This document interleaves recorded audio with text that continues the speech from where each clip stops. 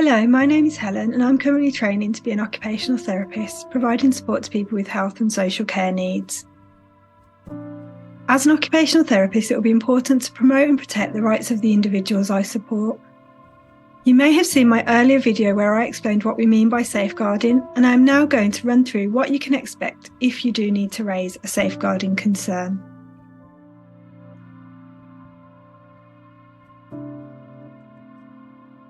If you're supporting someone and you have any concern at all that they may be experiencing or likely to experience any form of abuse or neglect, it is important not to ignore this. If you believe there's any immediate risk to a person's safety, then you should contact the police, calling 999 for an emergency or 101 for a non-emergency, and assist the person to seek any medical attention if necessary. If you think it's okay to do so and will not put them at any risk, you may want to speak to the person you're concerned about in private to let them know your concerns and see what they say about this and what they would like to happen. If you remain concerned following this conversation and don't think the person is able to take steps to protect themselves, it is important to ensure that you raise a formal safeguarding referral.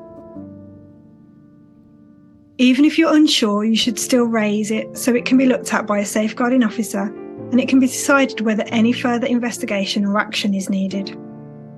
You might feel worried about doing this, especially if the person you're concerned about doesn't really want you to do anything.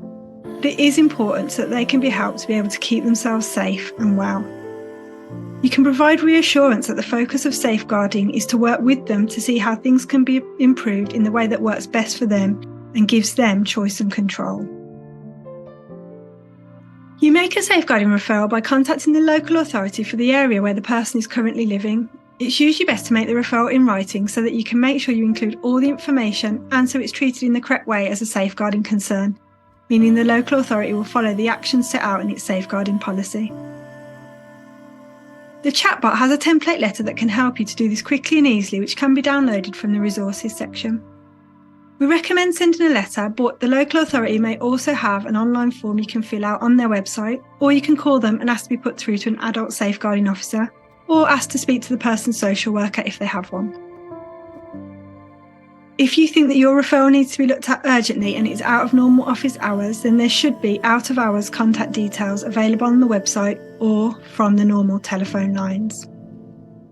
So, what happens after a safeguarding referral has been made?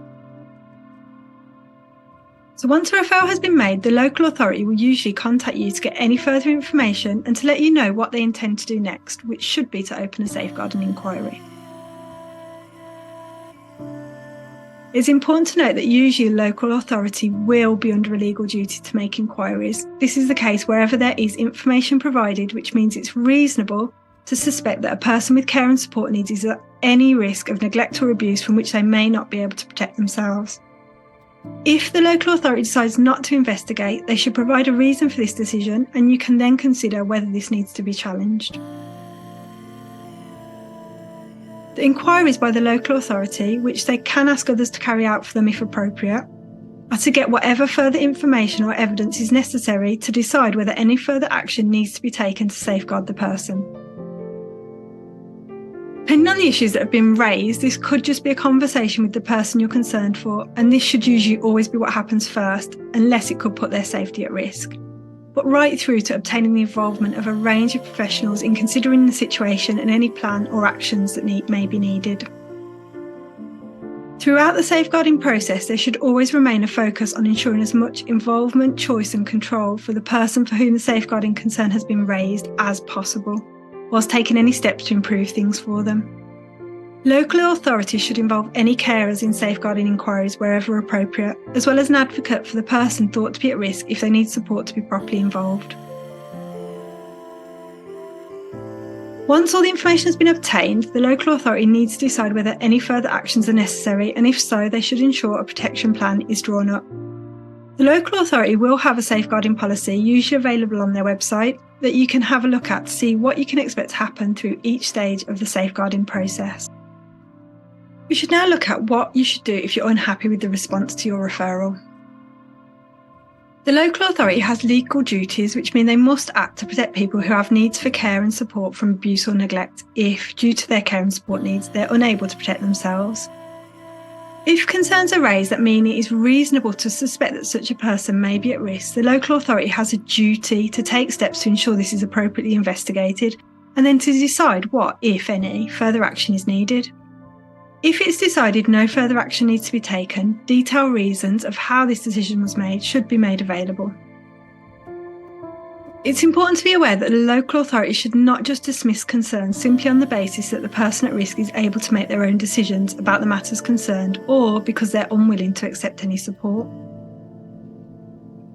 If you feel that the local authority has not done what is needed to deal with your safeguarding concern properly, we suggest you seek advice from a community care legal advisor or otherwise consider making a formal complaint. If further concerns arise following the end of the local authority's safeguarding inquiry, then you should make a new referral with the new information. The local authority should then consider whether this new information, alongside the information from the previous inquiry, mean that further inquiry or action is necessary. It can feel very stressful if you have any reason to suspect that someone you care for may be suffering abuse or neglect. Even if you're unsure about exactly what is happening, it is important not to just ignore it, as they may need you to act for them. If you're not sure that the person can take steps to protect themselves, then it's best to make a safeguarding referral to the local authority so that the situation can be considered by a safeguarding officer who will be able to investigate further. They will usually start by getting any further information they need from you, and then will then speak to the person you're concerned about if it's safe to do so, before contacting others who may be able to provide further information that will help to properly consider the situation. They will always consider what the person wants to happen and should only take actions to protect the person where needed and where it should improve the person's quality of life.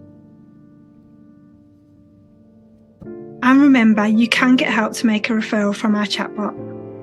Thank you for listening to this video. I hope it's been helpful.